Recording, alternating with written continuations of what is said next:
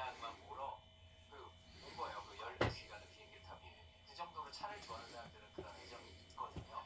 그거를 느끼고 이제 그런 이야기를 하면서 한 20년쯤 뒤에 한번 제가 해설을 만나면 다른 이런 이야기꾼처럼 사람들이 흥미를 느낄 수 있는 해설을 중계에 담을 수 있지 않을까 얘기를 했는데 다음날 전화가 왔어요. 20년 후를 봤는데 네, 다음날 이번에 우리 해설하시던 분들이 이제 그 코리아 그랑프리 쪽 일을 하러 가게 되면서 공석이 됐다.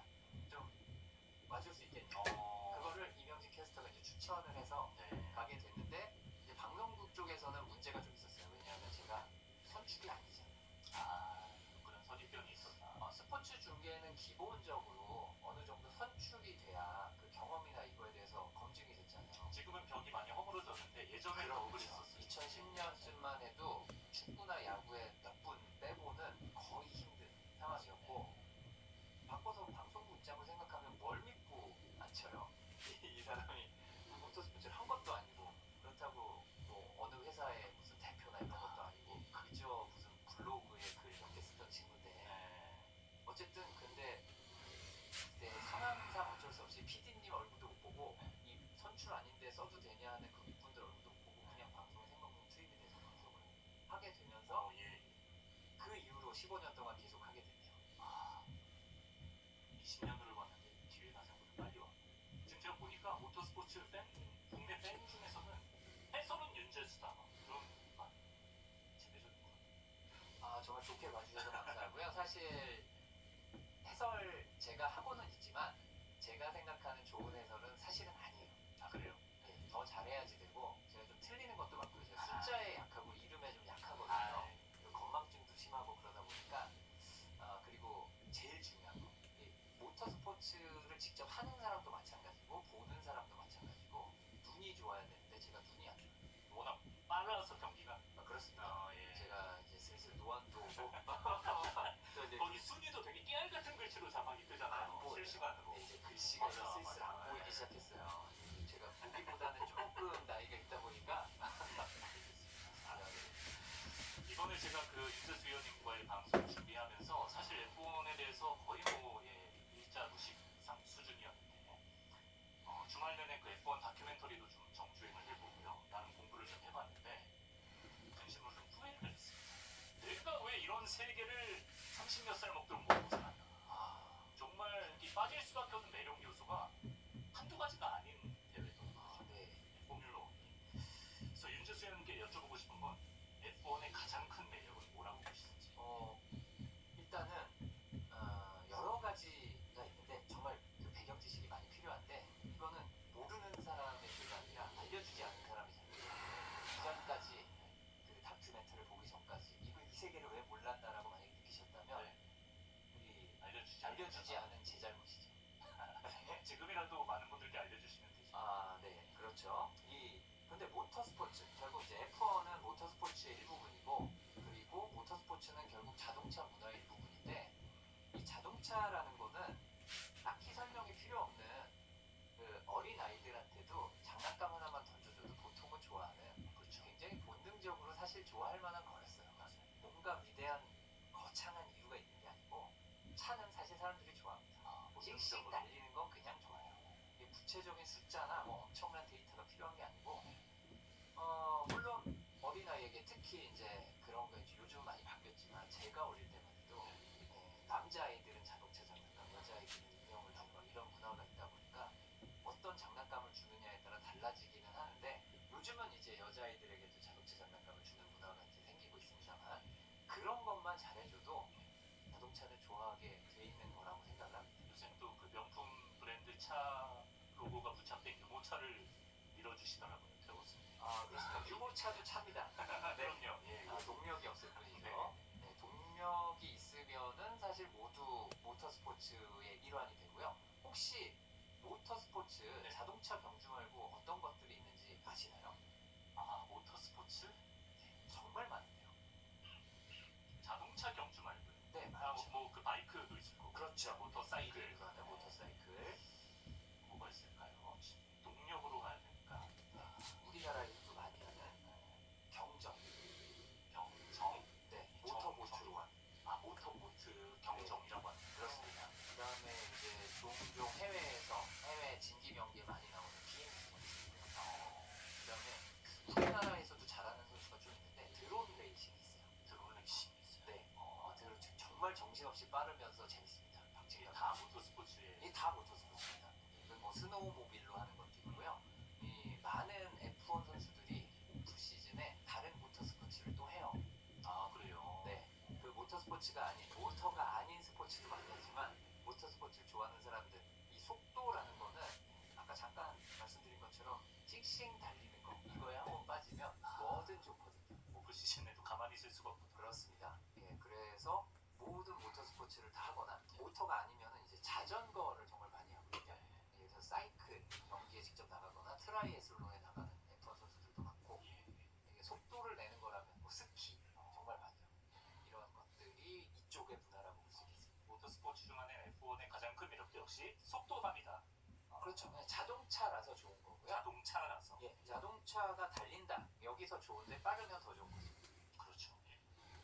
근데 우리나라는 뭐 아까 드론 이런 부분에서는 잘하는 선수도 있다고 하셨지만 모터스포츠가 그렇게 대중적 인기를 끄는 스포츠는 아니라는 생각이 들거든요. 그렇죠. 그 이유는 뭐라고 보시는지. 일단은 이게 역사상 어쩔 수 없습니다. 이제 모터스포츠라는 게 처음 생겼던 거를 역사학자들에 따라서 좀 다르지만 1894년을 시작으로 보거든요. 우리나라에서 감옥경장, 뭐 천일전쟁, 독일운동 있던데 이제 유럽에서는 모터스포츠 심지어 이게 나라마다 다르면 프랑스에서는 그게 그랑프리 레이싱의 시작으로 보고요. 그랑프리 레이싱의 시작이라는 건 결국은 F1의 시작이거든요. 1894년에 프랑스에선 그때 시작됐다라고 해요. 네, 주장합니다. 예, 그걸 첫 번째 프랑스 그랑프리라고 주장을 해요. 예. 주장이지 아무도 인정을 안 하지만 하여튼 그쪽에서 그렇게 주장을 하고 그래서 1906년에 최초의 프랑스 그랑프리를 인정받는 그랑프리를 프랑스에서는 9번째 9년째 한 거라고. 그게 몇 년이라고요? 1906년. 1906년.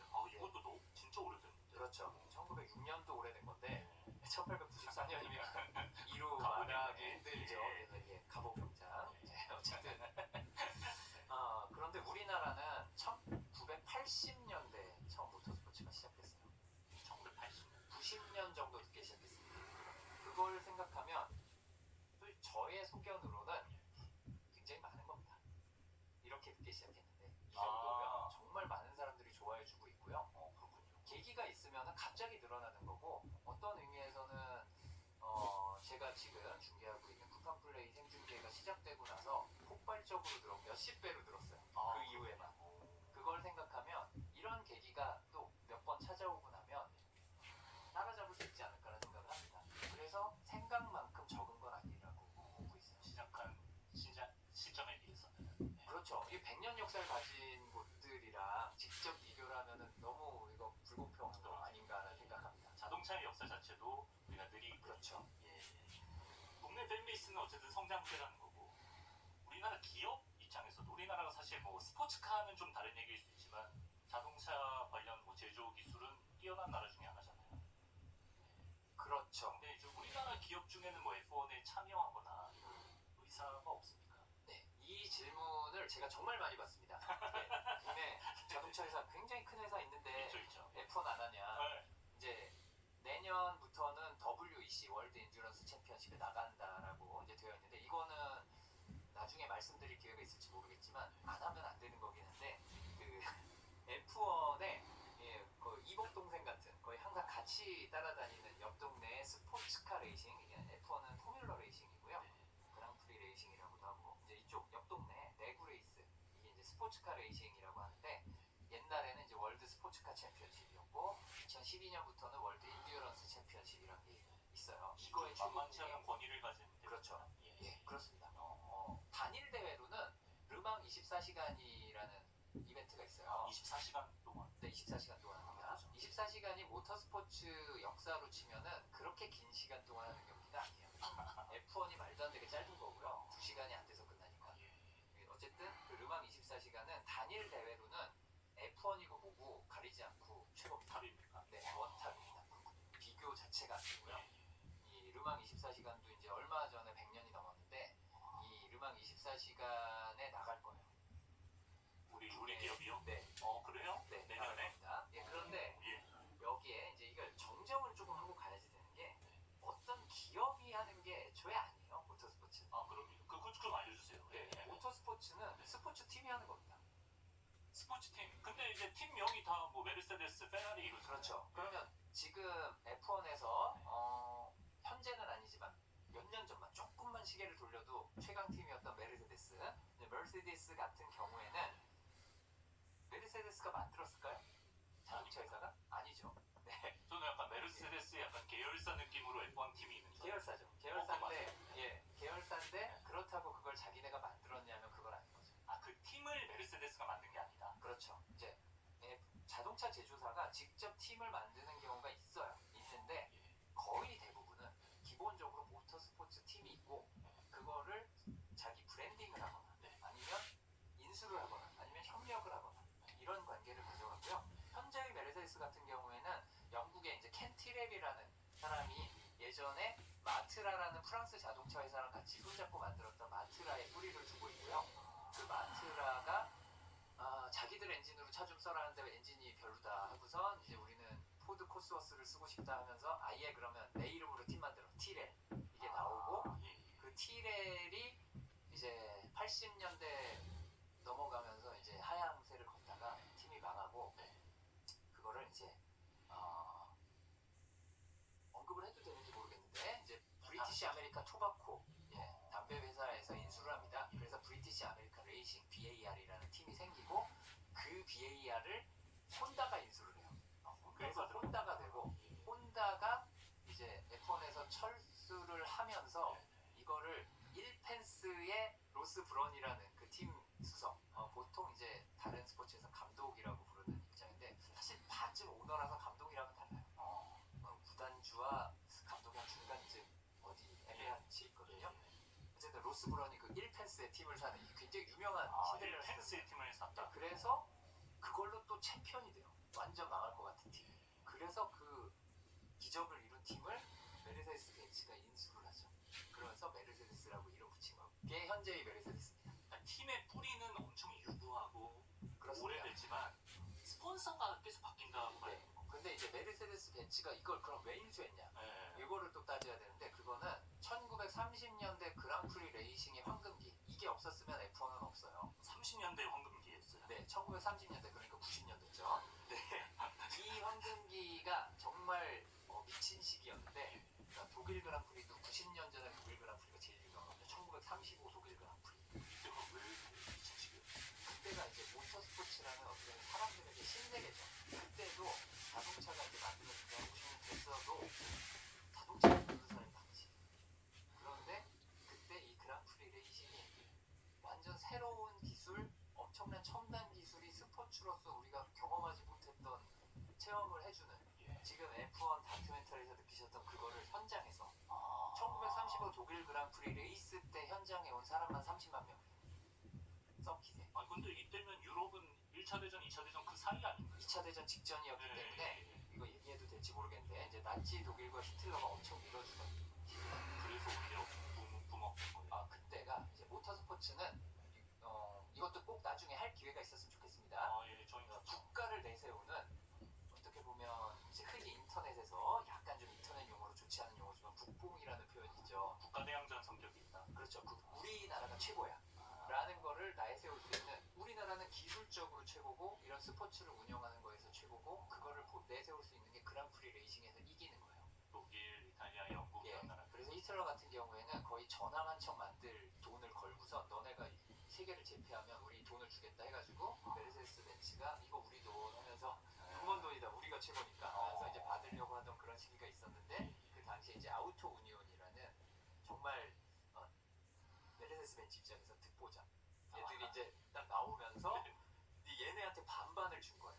그렇게 된 이유는 히틀러의 친한 친구였던 페르디난드 포르쉐가 옆에서 열심히 손을 비볐기 때문에 이게 이루어졌고 그래서 아우토우니온과 메르세데스 벤츠라는 양강이 있는 거에 이탈리아의 알파 로메오가 참여하면서 삼국지처럼 이 싸움이 일어나는 그거의 절정에 있던 게 1935 독일 그랑프리라 이거에 사람들이 눈이 멀고 온갖 신문들이 일면 기사에 막 그랑프리 레이싱이 어떻게 준비되고 있고 어떻게 진행됐고를 사람들은 그 글로 읽으면서 배워요. 그러면서 사람들이 흥분하는 거죠.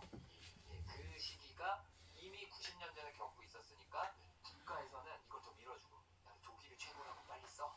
영국에서는 우리가 최고라고 해. 그리고 최고라고 해. 예. 이러던 시기라 더더욱 뜬 거죠. 그래서 전쟁이 나서 이게 모두 중단됐는데 전쟁 끝나고 나니까 사람들이 그때의 그 즐거웠던 그 기억을 잊지 못해서 빨리빨리 F1 빨리 부활시켜 해가지고 다시 생긴 게 1950년 F1의 탄생이 됩니다. 그게 공식 F1의 탄생인가요? 그렇죠. 공식적으로 그랑프리 레이싱이 F1의 뿌리예요. 아, 그걸 모두가 알고 있고 이름이 F1이라고 한 거?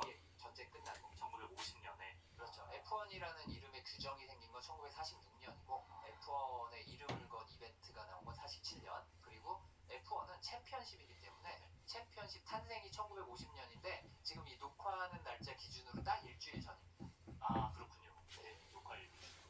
75년 5주년이라고 이벤트가 엄청 많아요. 아, 올해가 75주년. 그러네요. 그렇습니다.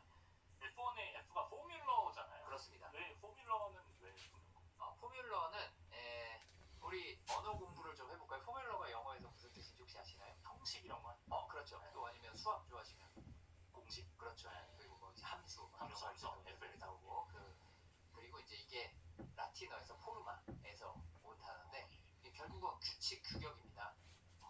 규격을 정해놓고 이제 F1이라는 걸 잘 모르시는 분들이 야, 다 차가 똑같다.